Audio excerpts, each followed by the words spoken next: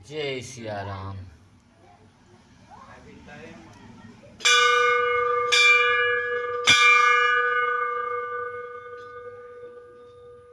सत्य का स्वरूप।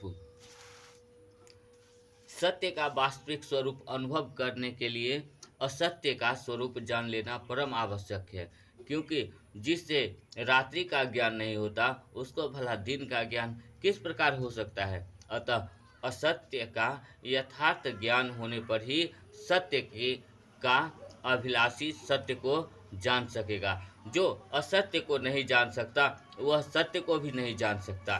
संसार का सभ्य समाज गुणों को सत्य और दोषों को असत्य कहता है, क्योंकि दोषों पर गुण शासन करते हैं, जैसे स्थिरता चंचलता पर, सदाचार दुराचार पर, योग भोग पर, प्रेम देश पर, दोष पर, त्याग राग पर, संयम असंयम पर, आनंद दुख पर, चैतन्य जड़ पर और अहिंसा हिंसा पर। यदि यह विचार किया जाए कि गुण दोषों पर क्यों शासन करते हैं, तो इसका उत्तर यही होगा कि गुण दोष की अपेक्षा अधिक स्वाभाविक है। जिस प्रकार आँख का देखना यदि स्वाभाविक ही रहे, अर्थात उस क्रिया में कर्ता किसी प्रकार का भाव न बनाए, तो फिर देखना कभी दोष नहीं कहा जाता। वह दोष तब बनता है जब देखे हुए रूप से सुख प्राप्त करने की अभिलाषा उत्पन्न होती है। यद्यपि सुख मिल नहीं सकता, परंतु अविचार के कारण बेचारी आँख रूप में सुख की खोज करती है, इसलिए अंत में दुखी होती है, और जिससे दुख हो वही दोष है। इंद्रियों की स्थिरता हो जाने पर चंचलता मिट जाती है। उस व्यक्ति को फिर संसार आदर की दृष्टि से देखता है, और जो इंद्रियों का संयम नहीं कर सकता उसको संसार निरादर के भाव से देखता है। इसी नियम के अनुसार प्रत्येक गुण प्रत्येक दोष पर विजय प्राप्त कर लेता है। संसार को गुण युक्त जीवन की सर्वदा आवश्यकता रहती है। यदि संसार में गुण युक्त जीवन व्यतीत करना हो तो गुणों का संग्रह करना परम आवश्यक है। सत्य का वास्तविक स्वरूप गुण और दोष दोनों से परे है, क्योंकि गुणों के आ जाने पर भी कमी शेष रहती है। अतः जो सब प्रकार से पूर्ण है, अर्थात जिसमें किसी प्रकार का दोष नहीं है, वही सत्य का स्वरूप है। सत्य के स्वरूप का कथन नहीं किया जा सकता, बल्कि उसका स्वयं अनुभव किया जा सकता है, क्योंकि कथन करने वाले सभी साधन अपूर्ण हैं। अपूर्ण कभी पूर्ण का कथन नहीं कर सकता। सत्य का स्वरूप व्यक्तित्व से अतीत है। सत्य अपने आप को प्रकाशित करता है। आवश्यकता उस वस्तु की होती है जिसके बिना किसी प्रकार न रह सके। सभी महानुभाव अस्थायी प्रसन्नता चाहते हैं। सब संसार की कोई अवस्था अस्थायी प्रसन्नता नहीं दे पाती, तो उसका अभिलाषी संसार का त्याग करने के लिए मजबूर हो जाता है। यदि विचारशील पुरुष अपने अभिलाषाओं की जांच करे तो उनको यह भली प्रकार मालूम हो जाएगा कि अभिलाषाएं केवल दो प्रकार की होती हैं, एक शारीरिक आवश्यकता की पूर्ति के लिए और दूसरी सब प्रकार से पूर्ण होने के लिए। शारीरिक आवश्यकताओं की पूर्ति के लिए कर्म तथा संसार की आवश्यकता है। संसार तथा कर्म की सहायता से पूर्णता किसी प्रकार नहीं मिल सकती, क्योंकि संसार की कोई भी अवस्था पूर्ण नहीं है। जिस प्रकार गोल चक्र में चलने वाला पथिक कभी मार्ग का अंत नहीं पाता, उसी प्रकार संसार की ओर जाने वाला कभी शांति तथा पूर्णता नहीं पाता। अतः अस्थायी प्रसन्नता और पूर्णता के लिए सत्य की आवश्यकता होती है। सद्भावपूर्वक सत्य की अभिलाषा ही सत्य का मार्ग है। जिस प्रकार बड़ी मछली छोटी मछलियों को खाकर स्वयं मर जाती है, उसी प्रकार सत्य की अभिलाषा सभी अभिलाषाओं को मिटाकर अंत में अपने आप मिट जाती है। बस उसी काल में सत्य का अनुभव हो जाता है। सत्य की प्राप्ति के लिए किसी संगठन की आवश्यकता नहीं, बल्कि सभी संगठन मिटाने होंगे।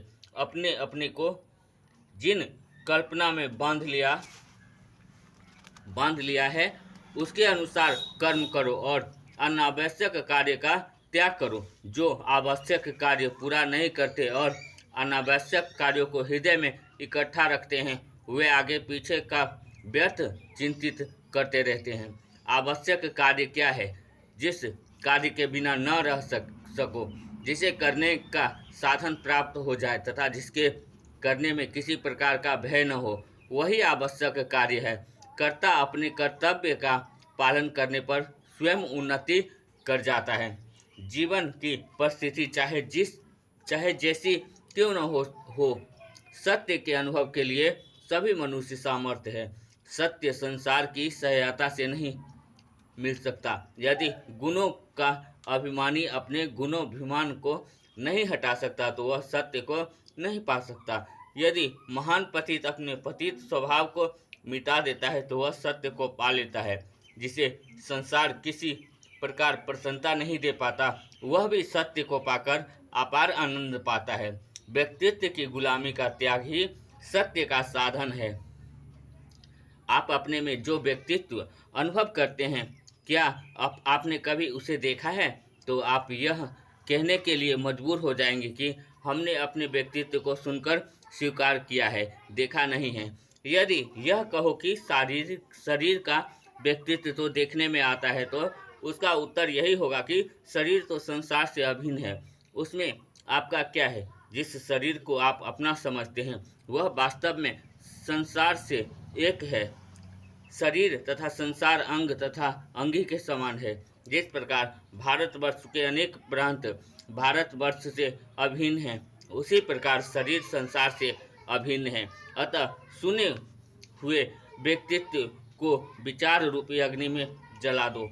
व्यक्तित्व को मिटते ही गुलामी का अंत हो जाएगा और सत्य का मार्ग दिखाई देगा।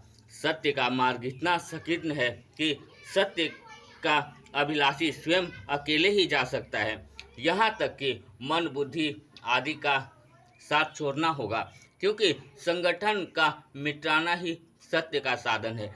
जिसको प्रसन्नता देने के लिए संसार असमर्थ है, अर्थात जिसको भोग में रोग, हर्ष में शोक, संयोग में वियोग, दुख में सुख में दुख, घर में वन, जीवन में मृत्यु का अनुभव होता है, वही सत्य का अधिकारी है। भोग करने से शक्ति का ह्रास होता है। शक्तियों की ह्रास होने पर रोग बिना बुलाए आ जाते हैं। तब फिर भोगकर्ता भोग करने के लिए असमर्थ हो जाता है।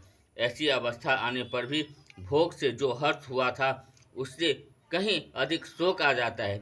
इसी दृष्टि से विचारशील हर्ष में शोक का अनुभव करते हैं, चाहे कैसा ही सुंदर भोग क्यों न हो तथा समाज के नियम के अनुकूल हो और भोगने की शक्ति भी हो, फिर भी शक्तिहीनता होनी अनिवार्य है। योग से शक्तियों का विकास होता है तथा भोगने से विनाश होता है।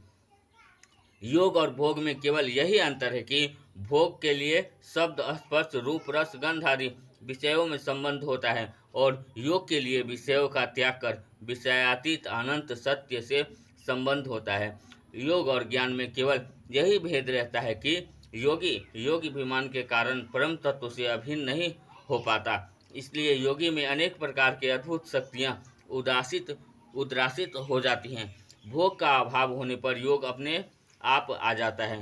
योग स्वतंत्र तथा भोग परतंत्र है, क्योंकि योग के लिए संसार की ओर नहीं देखना पड़ता। जिस प्रकार फलों की फसल खरीदने के लिए केवल फलों का दाम देते हैं और छाया बिना मूल्य ही मिलती है, उसी प्रकार ज्ञान होने पर योग स्वतः हो जाता है। यद्यपि ज्ञाननिष्ठ पुरुषों को योग की आवश्यकता नहीं रहती, तथापि असंगता के कारण योग अपने आप होता है। अतः जिसे योग और भोग शांति नहीं दे पाते वही सत्य का अधिकारी है। जो मूर्ख भगवान वासुदेव को छोड़कर दूसरे देवताओं को उपासना करते हैं वो मानो प्यासे होकर गंगा के तट पर कुआं खोदते हैं।